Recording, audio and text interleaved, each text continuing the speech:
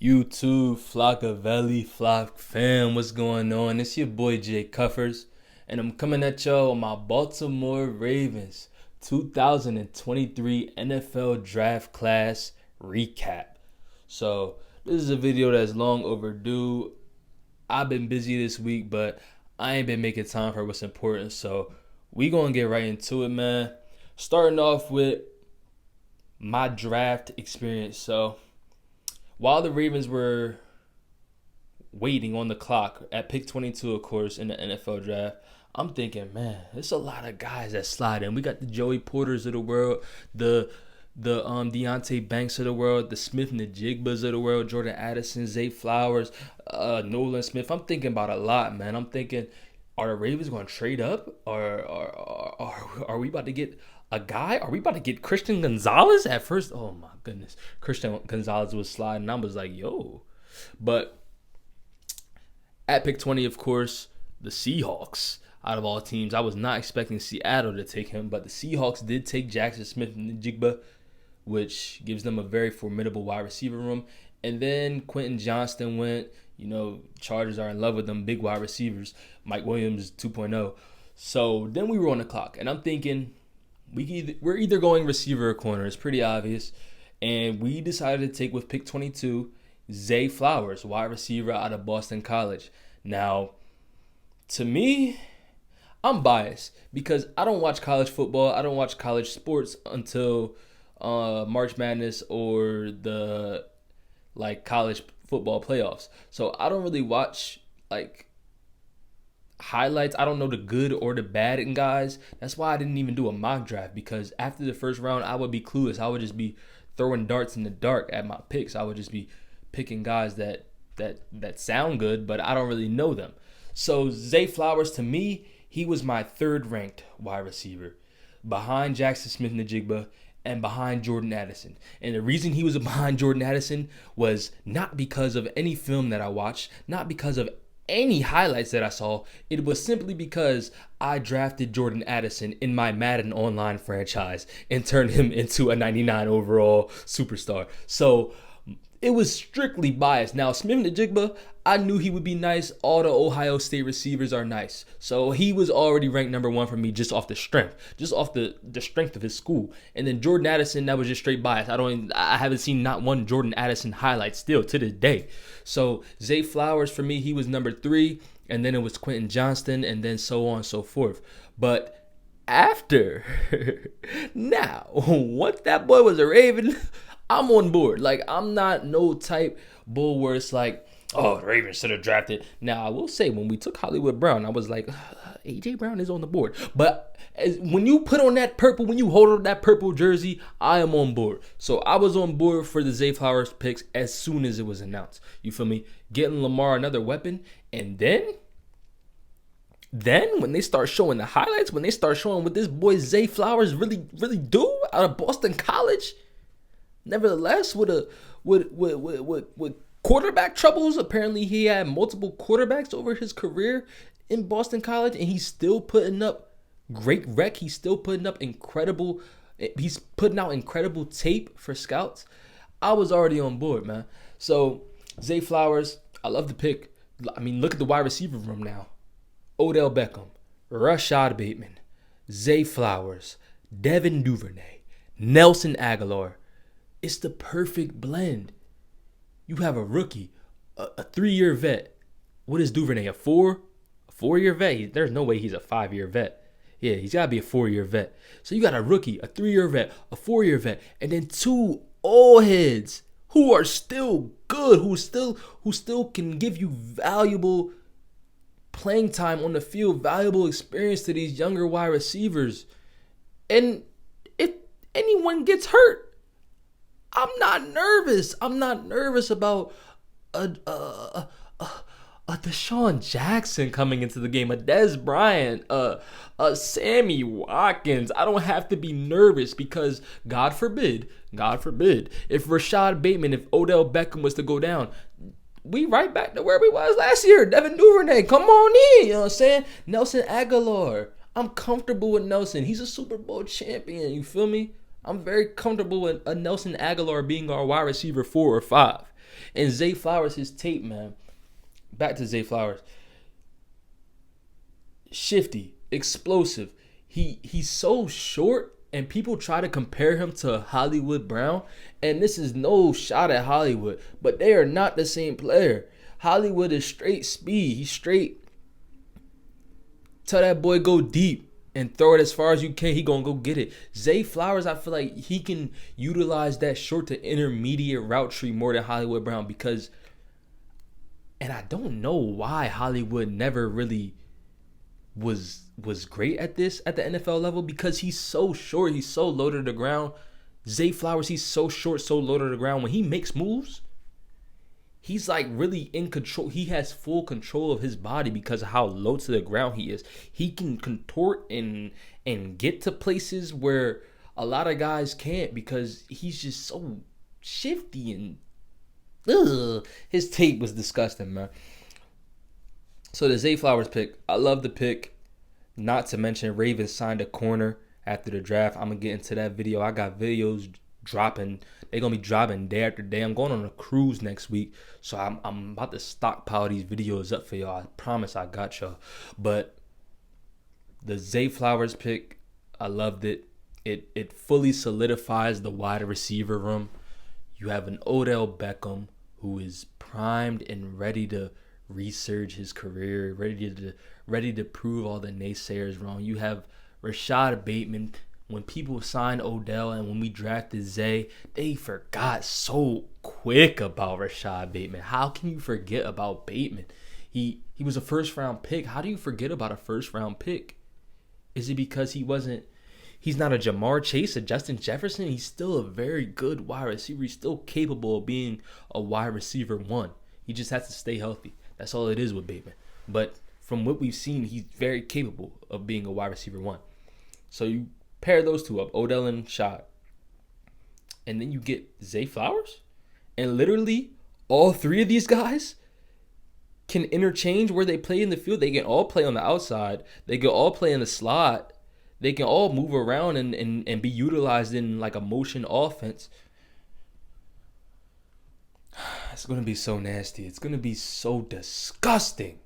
Watching Lamar Jackson, of course, re-sign his contract earlier in the day before the draft. You get Zay Flowers, Rashad Bateman, Devin Duvernay, Odell Beckham, Mark Andrews, Isaiah Likely, J.K. Dobbins, Gus Edwards, Pat Ricard, James Prochet. Oh, wait, hold up. But, oh, man. It's just disgusting. It's not even overkill. It's just disgusting because us as Ravens fans, we're not used to being so filthy at wide receiver. We're disgusting right now. We are disgusting, and the only thing that can stop us is injuries. And I pray that we get 17 games out of Rashad Bateman. I pray we get 17 games out of Odell Beckham and Zay Flowers. Oh my God. Woo! Love the Zay Flowers pick. I love the pick, man. We're so filthy. We're disgusting. And then in round three, let me see what pick exactly it was in round 3. Round 3, pick 86. We grab linebacker out of Clemson, Trenton Simpson. Woo! I wanted a corner on this pick, and then I saw the film. Like I said, anything past round 1, anything, if you are not a hidden development on Madden in the draft classes that people make, I will not know you. So I can't judge, but I wanted a corner just because that was the team need. And then I saw we drafted a linebacker, so I'm like, oh, Patrick Queen is gone. But then I saw the tape. I said, oh, Patrick Queen is gone this year. They're about to trade him next week. But then I saw the tape of Trenton Simpson, and this man plays everywhere. He plays linebacker. He plays safety. He plays nickel corner. He even had a couple snaps at outside corner. He plays outside linebacker, pass rusher. Oh, my God. Mike McDonald is about to be playing 10D chess. He's about to be... I'm just thinking, bro. I'm just thinking about all the guys you have, like, that can play in that box type area. You have Roquan Smith, of course, Patrick Queen, Trenton Simpson, Kyle Hamilton, Marcus Williams, Geno Stone, Ardarius Washington, Brandon Stevens. It's just so many guys, bro. It's so many guys. And they all have different strengths and weaknesses. And I feel like if Mike McDonald can tap into all their strengths at the same time, how is the offense having success against this defense? Trenton Simpson, he's fast. He's very, very quick to the ball. He's very explosive as well, man. I would say he's a bit over aggressive, but that's not a bad thing. I'd rather you be over aggressive than soft. Simple.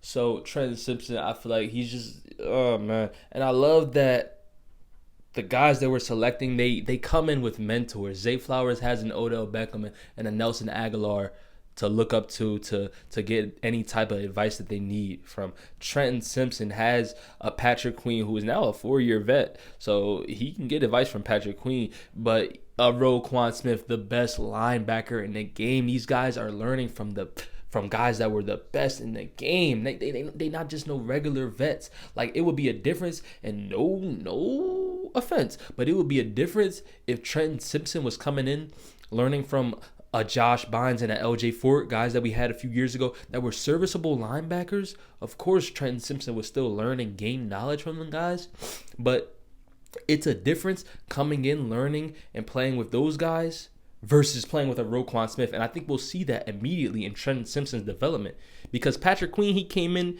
he had to learn from LJ Fort, Josh Bynes, and he was shaky. He gets half a season with Roquan Smith, and this man's looking like an all-pro. This man's looking like he's a future Pro Bowler. Eric DeCosta even said it. So we now have 4 years guaranteed of Trenton Simpson learning under Roquan Smith. Oh, boy. And this man is already so good. He's already so good. I like the pick. It was a BPA pick. It was a Baltimore Ravens pick. And I love BPA picks because you get guys that are going to come in and automatically provide for your team. You get guys like J.K. Dobbins. They said we didn't need Dobbins, and now look, he's J.K., please break out for me this year, J.K. Oh, my goodness. So with our next pick, it was round 4, pick 124. The Ravens selected Tavon Robinson, edge rusher out of Ole Miss. So Tavon Robinson, I don't really have much to say about Tavon Robinson, to be honest. I didn't watch much film on Tavon Robinson, if we're going to be completely honest. I'm not a fan of this pick. That's probably why I didn't watch too much film. I don't think the Ravens are good at drafting outside linebackers in mid-rounds. Also, I'm pretty sure he's turning 25 soon. So, not to say I'm a hater, I'm not really in love with the pick. It's a great depth, of course, because now we have a room with Tyus Bowser, Odafe Owe, David Ajabo, and now Tavius. Is it Tavis or Tavius? It's Tavius Robinson.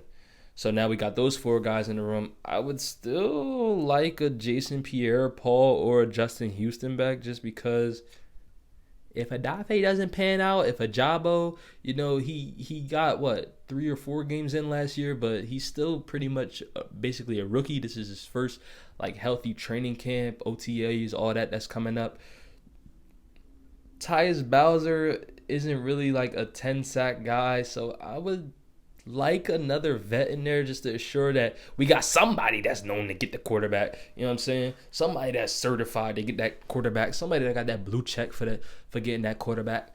But Tavius Robinson, we'll see. In the past, Ravens mid-round outside linebackers, I'm thinking of Kamale Correa, rest in peace, but Jalen Ferguson, guys that just didn't pan out, you know what I'm saying, that were taken in mid-rounds 3, 4. So I ain't really feeling this pick. But he's an athletic freak, though. He's 6'6" something, or 6'5", 6'6", 265. So he's another freak. He's an athletic freak. Hey, man, throw him in there with Odafe, get his technique right, and maybe he can, you feel me? Maybe he can flourish. Was Zadarius Smith a mid-round pick? He might have been. What pick was Matt Judon too? I think Matt Judon might have been a late round pick. Who knows? Prove me wrong, Tavius. Prove me wrong. Because look at me. I'm thinking of guys now that were taken in mid rounds that had success. So look at me. You never know, man. But initially, off the rip, he's an older guy, which Eric DaCosta made a comment. There were a lot of older guys in this class just due to COVID and guys having more eligible years. So you got to take the good with the bad. Hopefully, him being older just means he comes in more polished, but they said he was raw. So, like, you know what I'm saying? Tavis Robinson, please prove me wrong. Next pick, we got round 5, pick 157. The Ravens finally got a corner, and they took cornerback Caillou Blue Kelly out of Stanford University. So, Caillou Blue Kelly, I like him just because of his size. He's 6'1", like high 190s, I think. I like his size. I like that he has the ability to play on the inside and outside. And, of course, it fills up depth, which is we actually have a pretty deep cornerback room. I don't know why people said we were so thin at corner. Like, I thought one corner draft or signing would pretty much fulfill the cornerback room. I mean, you got Marlon Humphrey, Brandon Stevens, Jalen Armour-Davis, who we didn't really even get to see much of last year, Pepe Williams, who am I forgetting? Trayvon Mullen. I feel like there's one more person I'm forgetting. But yeah, Caillou Blue Kelly. So that's 6 guys right there. And then I keep trying to jump over this, but the Ravens signed Rocketson after the draft. So that's 7 guys. So now, like, one of them got to go. So Caillou Blue Kelly, I feel like this first year, if he sees the field, that's a problem because we got too many guys with more experience than him that should be playing better than him. So if Caillou Blue's on the field, then I'm a little worried about Brandon Stevens. I'm a little worried about Jalen Armour-Davis. I'm a little worried about Pepe Williams. I'm not gonna hold you. I don't want to see Caillou Blue on the field. I don't want to see a 5th round corner on the field. I like him. I watched his draft interview after he was drafted by the Ravens. Smart dude. He seems like he's pretty smart. He seems like he knows what he's doing. I mean, he made it to the NFL. What am I talking about? But I don't want to see him on the field year one. I didn't want to see Pepe Williams on the field last year, though. Love him. Love his play style. Plays with a lot of energy. Didn't want to see him on the field because I already know if you're being taken late round, then you're not supposed to be on the field year one. Your depth. So, Caillou Blue, good depth. John Harbaugh, love him for special teams. So, there we go. So, in round 6, pick 199, Ravens selected, I'm going to try to say his name, Malesala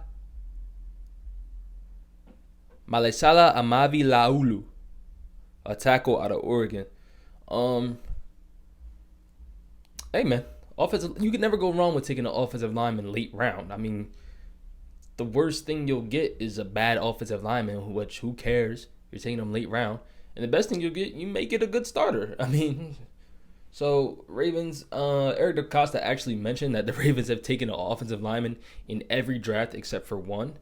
So, I mean, I ain't mad at the pick. He's a big dude. He can play guard as well. That's another thing. So, hey, man, left guard, Ben Cleveland. If you don't want to step up, what is his name?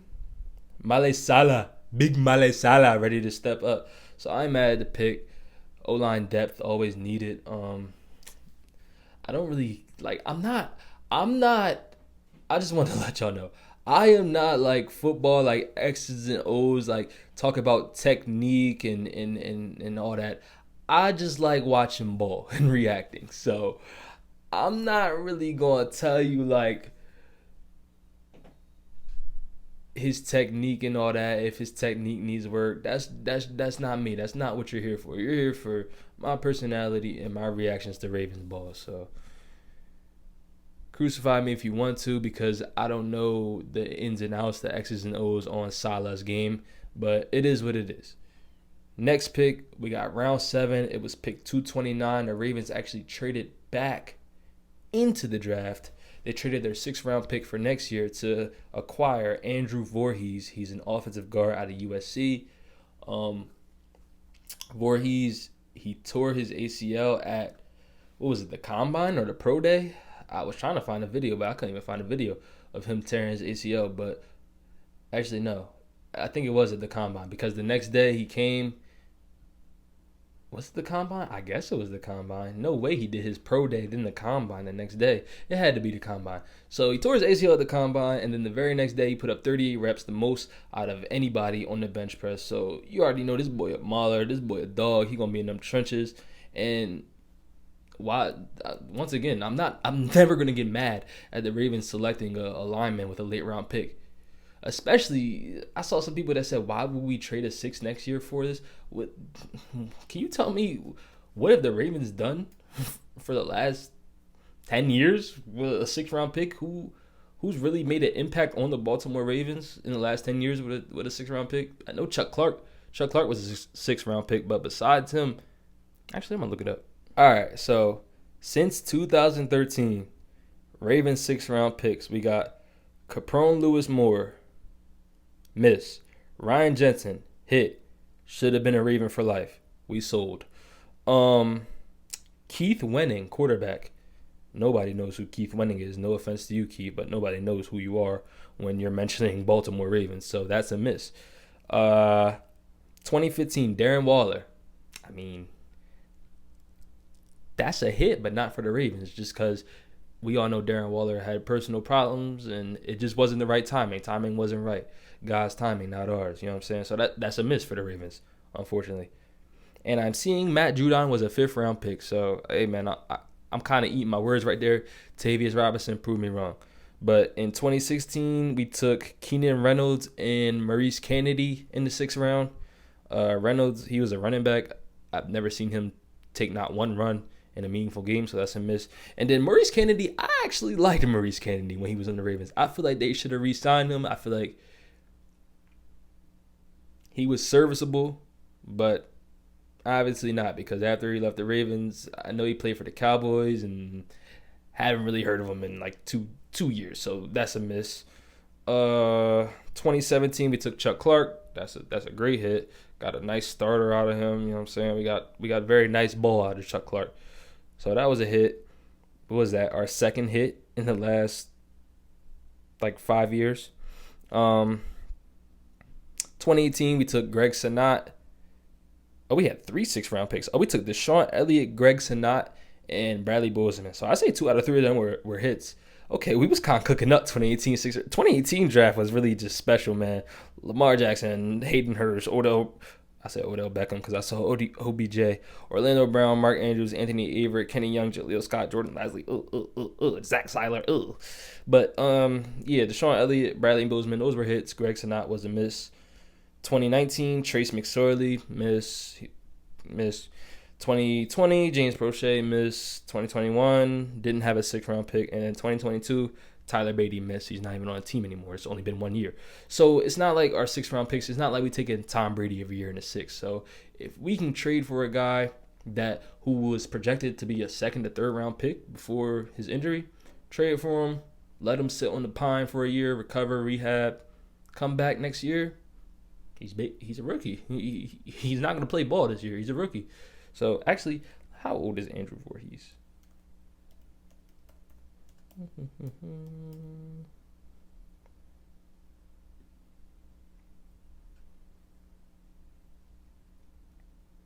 Andrew Voorhees is 24 years old, so another older guy. There was one more guy that we drafted that was 24.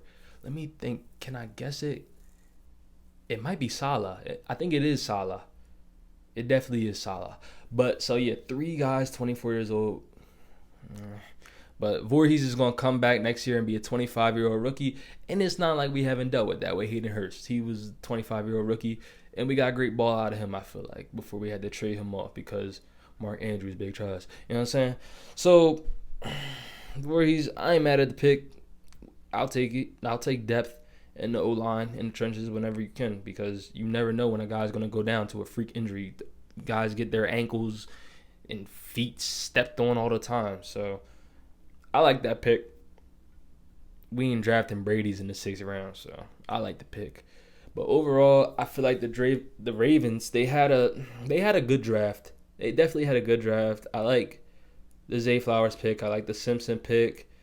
I like the Caillou Blue Kelly pick. and I like the Voorhees pick. And the solid pick, I don't hate it.